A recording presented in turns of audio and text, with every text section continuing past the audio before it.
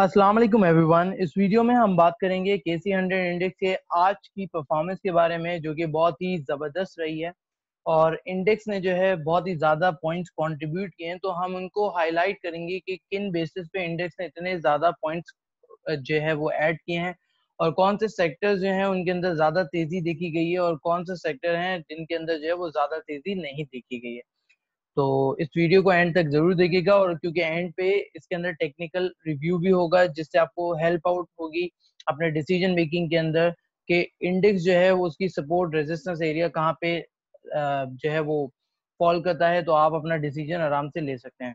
और अगर आप इस चैनल पे न्यू हैं तो इस चैनल को सब्सक्राइब करें और बेल आइकन को दबाना मत भूलिएगा, जो कि आपको हेल्प करेगा अगेन हमारी वीडियो को सबसे पहले देखने में। तो चलिए स्टार्ट करते हैं। तो जैसे कि आप यहाँ पे देख सकते हैं, केसी 100 इंडेक्स ने आज अपनी क्लोजिंग दी है 38,221 के लेवल पे, और तकरीबन 613 पॉइंट्स जो हैं या 614 पॉइंट्स जो हैं वो ऐड किए हैं, और 1.63% जो है पूरे दिन में आज हाई रहा है। तो आज क्योंकि वीक का फर्स्ट डे था और रोल ओवर वीक भी स्टार्ट हो चुका है, तो उस बेसिस के ऊपर भी काफी ज्यादा जो शॉर्ट पोजीशन थी उनको भी कवर अप करने के जो है वो चांसेस थे कि मार्केट के अंदर जो शॉर्ट पोजीशंस ओपन है जुलाई के कॉन्ट्रैक्ट्स की, तो उन्हें क्लोज करके अगस्त के कॉन्ट्रैक्ट्स के अंदर जो है पोजीशंस बनाई जाएंगी। तो इस वजह से भी एक बाइंग मोमेंटम जो है वो बना। दूसरी चीज ये कि अगर हाई लो देखें आज का, तो 38,291 का जो है वो हाई बनाया इंडेक्स ने, और लो जो था वो 37,607 का लो था, जो कि लास्ट लो था।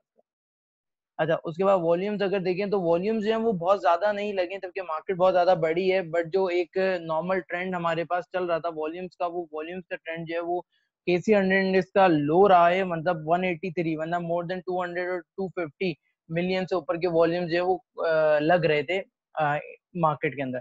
तो ये वॉल्यूम्स जो है थोड़े कम रहे हैं अगर रिलेटिवली हम बात करें प्रीसीडिंग सेशन से। तो ऑल शेयर की भी बात करें तो ऑल शेयर के वॉल्यूम जो कि 3 साढ़े 3 100 मिलियन से ऊपर पे जा रहे थे, वो 288 मिलियन तक रहे हैं, जबकि मार्केट के अंदर बहुत ज्यादा तेजी देखी गई। तो आप यहाँ पे चार्ट के अंदर देख सकते हो, मार्केट ओपनिंग बेल के बाद ही कंसिस्टेंट वे के साथ जो है मार्केट ऊपर गई है, और इस रेंज में आगे मार्केट जो है वो सस्टेन कर गई थी।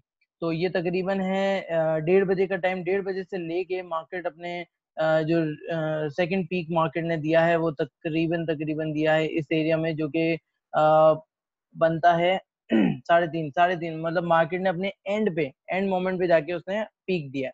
ठीक है, तो ये चीज। आते हैं मार्केट के टॉप परफॉर्मेंस पे, तो पेल जो है वो टॉप परफॉर्मर रहा है इन टर्म्स ऑफ वॉल्यूम्स। तो 28.9 मिलियन के वॉल्यूम्स का काम हुआ है, और उसके बाद टीआरजी सेकंड हाईएस्ट है जिसके अंदर 19 ऑलमोस्ट 20 मिलियन का काम हुआ है। पीआरएल है जिसमें 18.45 मिलियन का, एमएलसीएफ है जिसमें 12.35।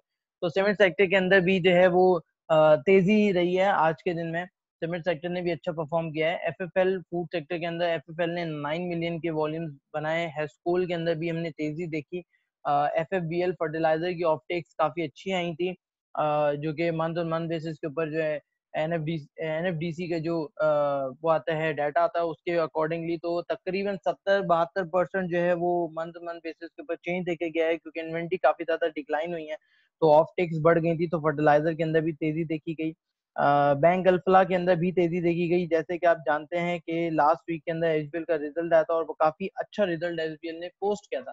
तो उससे हुआ ये है कि तमाम बैंकिंग सेक्टर के ऊपर जो लोगों की नजर थी वो काफी पॉजिटिव हो गई है, बिकॉज कि जब एचबीएल ने इतना अच्छा रिजल्ट पोस्ट किया तो तमाम बैंक्स भी उस हिसाब से अच्छा रिजल्ट पोस्ट करने की सलाहियत रखते हैं। और उसकी रीजन से भी है कि इंटरेस्ट रेट का शार्प डिक्लाइन होना मीन्स 13.25 से गिर के 7% के ऊपर आ जाना, तो उससे इन्वेस्टमेंट बुक जो है वो काफी अच्छा परफॉर्म करेगी, जबकि एडवांसेस साइड तो रिमेन डल है, लेकिन इन्वेस्टमेंट बुक जो है वो अच्छा परफॉर्म कर जाएगी।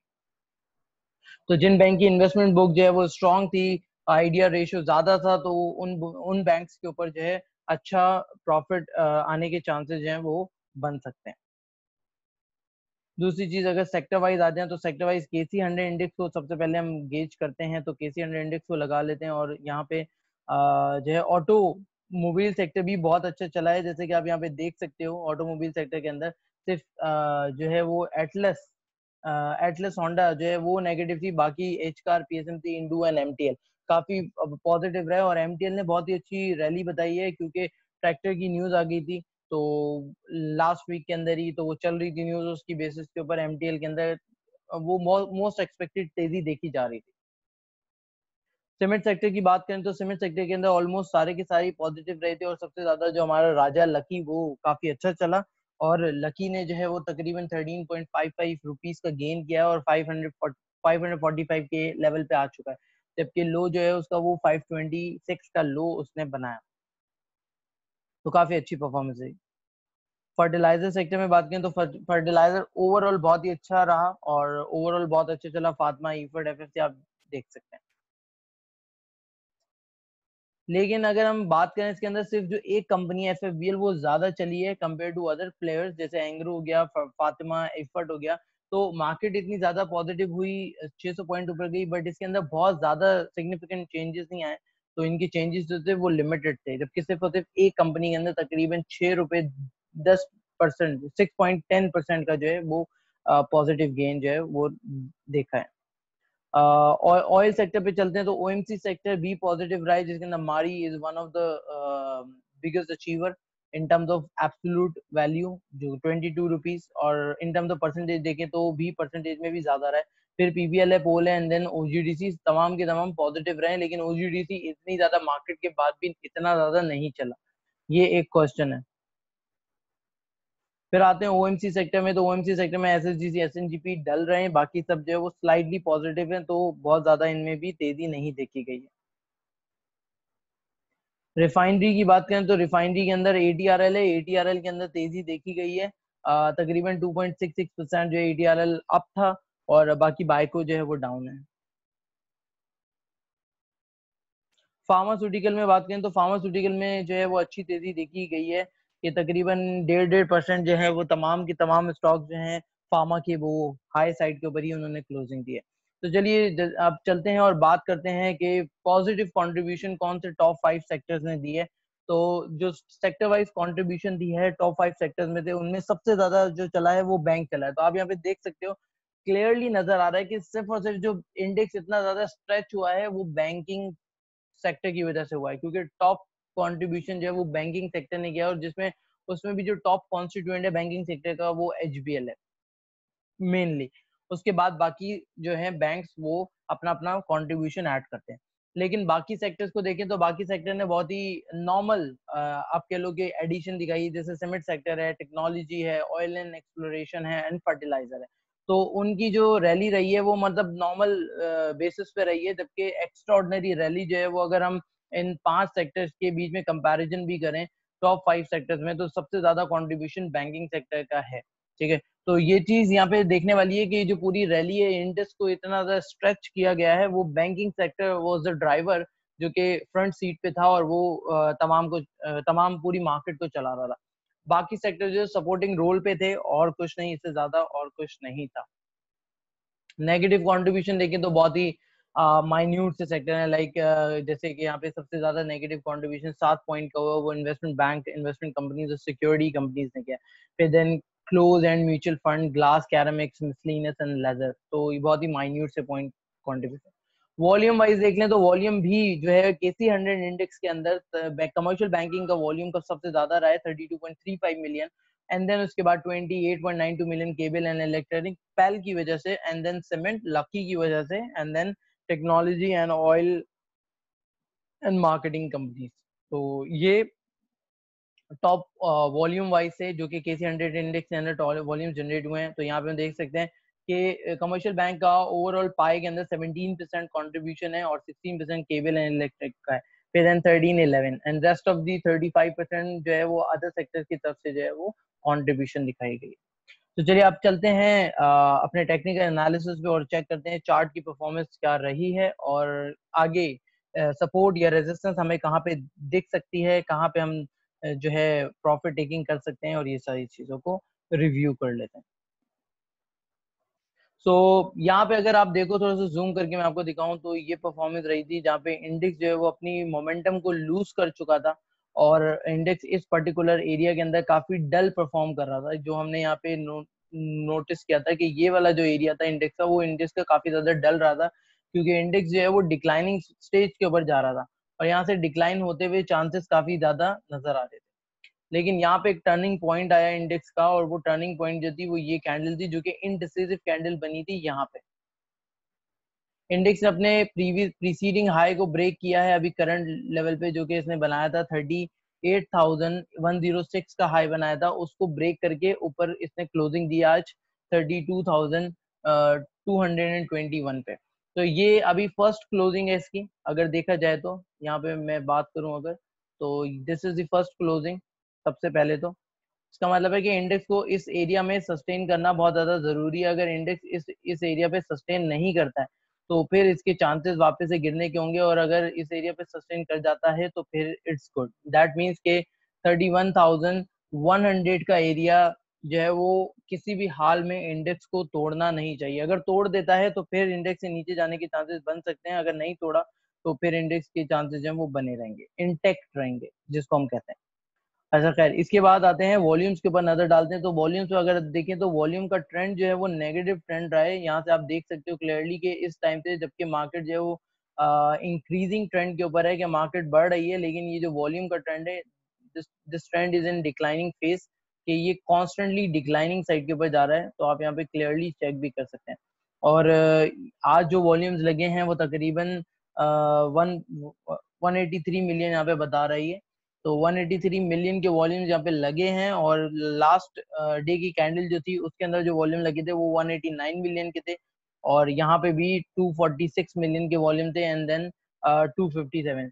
तो जनरली मार्केट के अंदर वॉल्यूम्स जो वो अच्छे लगते आ रहे थे। इस अगर इस पूरे ट्रेंड के अंदर हम देखें तो यहाँ पे काफी अच्छे, अब अबव 200 वॉल्यूम जो है वो लग रहे थे, और अब यहाँ पे आके वॉल्यूम जो है वो वाइप आउट हो रहे हैं। ठीक है, वॉल्यूम इरोड हो रहे हैं मार्केट से। दैट मीन्स कि जो पोटेंशियल है वो अभी बहुत ज्यादा नहीं है, जबकि प्राइस का एक्शन बहुत ज्यादा आया है आज अगर इंडेक्स की बात करें, और उसके सपोर्ट में वॉल्यूम्स जो है वो रिलेटिवली लो हैं।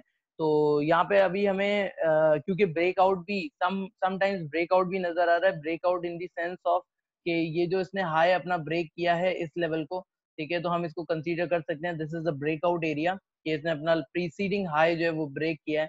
तो अब यहाँ पे ऊपर सस्टेनेबिलिटी बहुत जरूरी है, और विद वॉल्यूम्स अगर सस्टेनेबिलिटी नहीं आती है तो नीचे गिरने के चांसेस हैं वो बहुत हाईली लाइकली चांसेस बन सकते हैं। इसके अंदर हम हमारा मोस्ट फेवरेट इंडिकेटर को ऐड करते हैं, जो कि आरएसआई है, और आरएसआई की बेसिस पे देख लेते हैं। तो मार्केट आरएसआई की बेसिस पे डेली टाइम फ्रेम पे आप देखें कि कंसिस्टेंटली सिंस 8 जुलाई 2020 से ओवरबॉट जोन के अंदर है, थोड़ा सा नीचे आती है और वापस ऊपर चली जाती है। That mean something is going on back and, जो कि अभी तक रिवील नहीं हुआ है, और मार्केट को डेलिबरेटली जो है वो ऊपर उठा के रखा जा रहा है, जिसकी वजह से ये हो सकता है कि मार्केट एकदम से जो है वो शार्प डिक्लाइन ले, जो कि मार्केट के अंदर जो है वो एक एक्सपेक्टेड डाउन साइड और करेक्शन जो थी वो आनी थी, वो भी नहीं आई है, वो भी पूरी तरह से नहीं आ पाई है। अब यहाँ पे देख सकते हो कि यहाँ पे इंडेक्स ने अपना जो मोमेंटम था वो लूज किया, उसके बाद ये एक रेड कैंडल बनी, और फिर डिक्लाइनिंग के बाद वापस से इंडेक्स के अंदर यहाँ पे आरएससी के अंदर जो है वो अपसाइड जंप आया।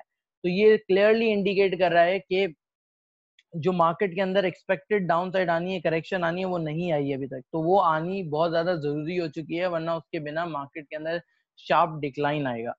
तो उसके ऊपर नजर रखनी चाहिए। अभी जो भी लोग प्लान कर रहे हैं कि वो फ्रेश बाइंग इसमें कर सकें, तो आई वुड नॉट सजेस्ट कि आप फ्रेश बाइंग की तरफ अभी जाओ। वेट करना ज्यादा बेटर है कि लिक्विडिटी को स्टक कर देने से। सिंपल सी बात है, क्योंकि आप यहाँ पे हालात देख सकते हो, कभी भी मार्केट गिर सकती है। जस्ट लाइक यहाँ पे आप देखें कि यहाँ पे ये आरएसआई ऑलमोस्ट 67 के आसपास थी, उसके बाद ही मार्केट जो है वो डिक्लाइन लिया था। अगर थोड़ा सा बैक एंड पे जाते हैं और यहाँ पे चेक करते हैं, तो आरएसआई जो है वो जब यहाँ पे थी और इसी एरिया में काफी टाइम चली थी, उसके बाद वापस से डिक्लाइन लिया था। तो आप लोअर मीन्स के तकरीबन यहाँ पे हाई बनाया था 42,000 का, और नीचे डिक्लाइन पे आई थी 39,000 पे, तो 39,500 पे। तो ऑलमोस्ट जो है वो 2000 तकरीबन 3-3.5 हजार पॉइंट का डिक्लाइन जो है वो हमने यहाँ पे देख लिया था।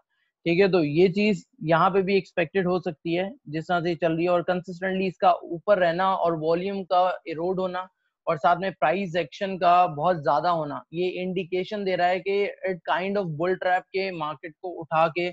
और ये इसके अंदर अगर हम देखें इस पूरी पूरी कैंडल के अंदर, तो ज्यादा मैसिव इंडक्शन जो है वो बैंकिंग चैनल की तरफ से ही हुई है कंपेयर टू अदर सेक्टर।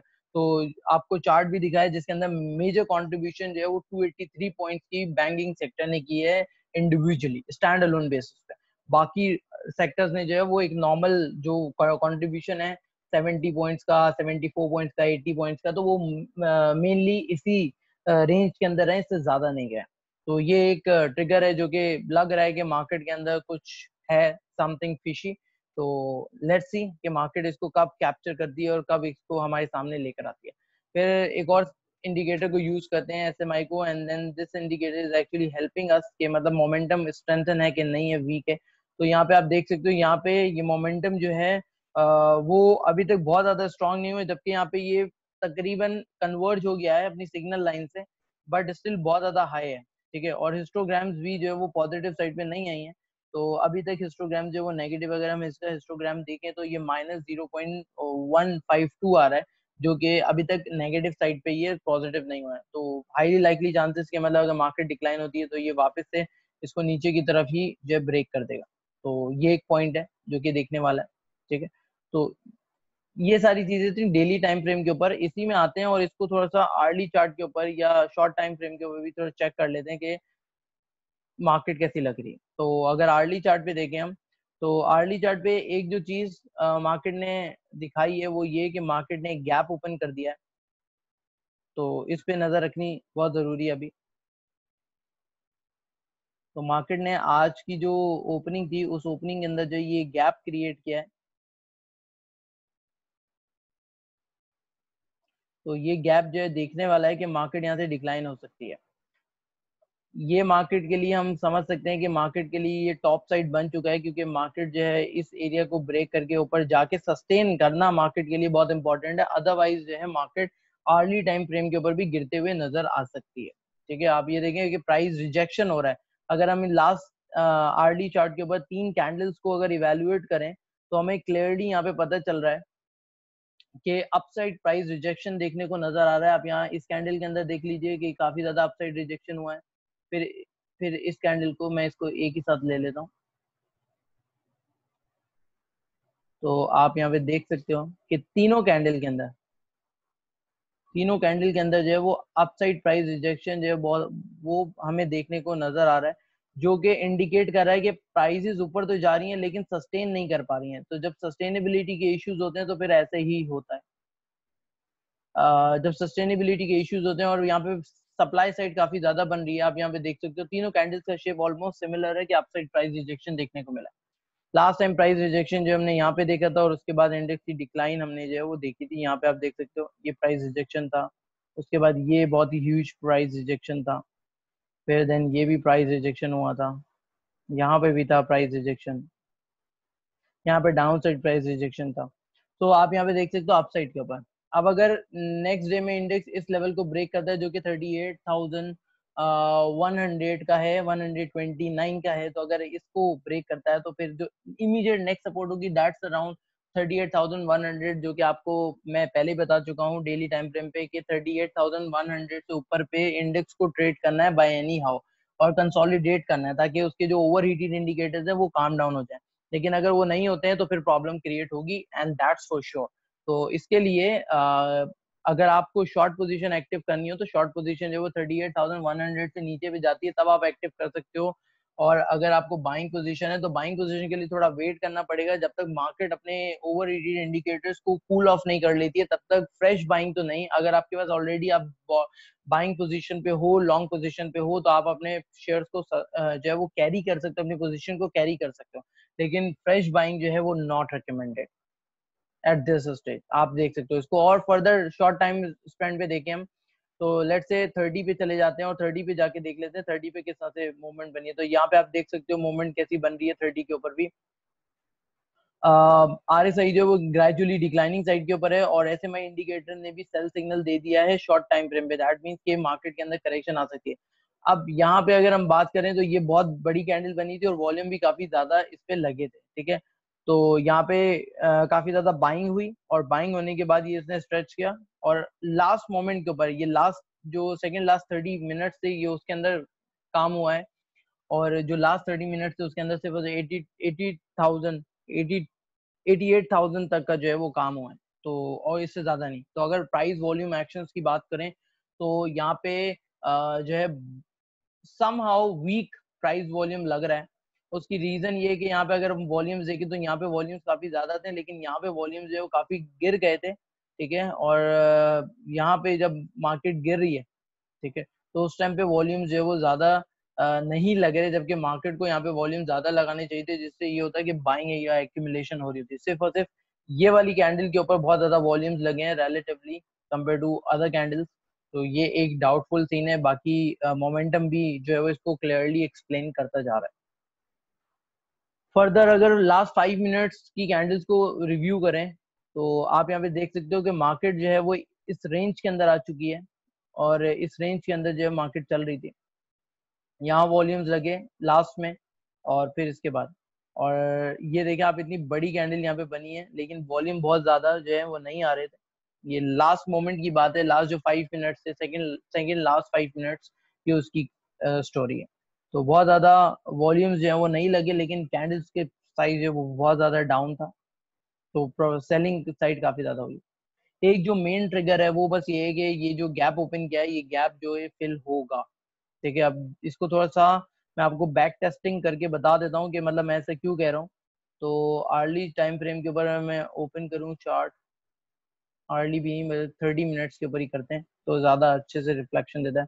ये देखें, ये एक जो है वो इन्होंने इंडेक्स ने अप गैप क्रिएट किया था, वो गैप जो है वो इमीडिएटली फिल हुआ 30 मिनट्स पे। ये गैप क्रिएट हुआ था, ये गैप भी इमीडिएटली फिल्ड हो गया। उसके बाद बैक साइड के ऊपर आते हैं और देखते हैं, तो ये वाला गैप भी एक बाकी है 36,000 वाला, ये वाला गैप भी बाकी है जो कि फिल नहीं हुआ है। यहाँ पे आप देख सकते हो कि छोटे छोटे गैप्स हैं, ये बहुत ज्यादा हैं इसके अंदर, जो कि फिल होना बाकी। तो ये चीज है जो मार्केट को नीचे की तरफ जो है वो ड्रैग कर सकती है। अभी मार्केट बहुत ज्यादा जा रही है ऊपर। अगर हम इंटरनेशनल भी बात करें तो इंटरनेशनल कमोडिटीज भी काफी ऊपर जा रही हैं, और इंटरनेशनल मार्केट्स के अंदर भी हमें अपसाइड देखने को नजर आ रही है। तो that could be a bubble, जो कि क्योंकि हिस्टोरिकली ऐसा रहा है कि कमोडिटीज मार्केट जो है वो ऑपोजिटली बिहेव करती हैं इक्विटीज के, क्योंकि मनी फ्लो जो है वो एक मार्केट से निकल के दूसरी तरफ जाता है, बट यहाँ पे दोनों मार्केट एक साथ शूट कर रही हैं। तो यहाँ पे समथिंग फिशी के मतलब हो क्या रहा है, और वो कोविड का भी सिनेरियो है overall. So that's all from in this today's video. तो होपफुली कि थोड़ी सी लंबी हो गई है वीडियो, बट एक्सप्लेनेशन क्योंकि इतनी सारी चीजें हैं जो कि अभी तक अनएक्सप्लेन्ड है अगेन। तो आई ट्राइड के मतलब आई हैव ट्राइड के मतलब मैंने जो है सारी चीजों को डाल दिया हो, और सब चीजों को इन्फॉर्म कर दिया हो। Hopefully you like it. अगर आपको पसंद आई हो तो प्लीज कमेंट करके जरूर बताइएगा, और उसके साथ साथ शेयर जरूर करिएगा। Thank you so much for watching this video.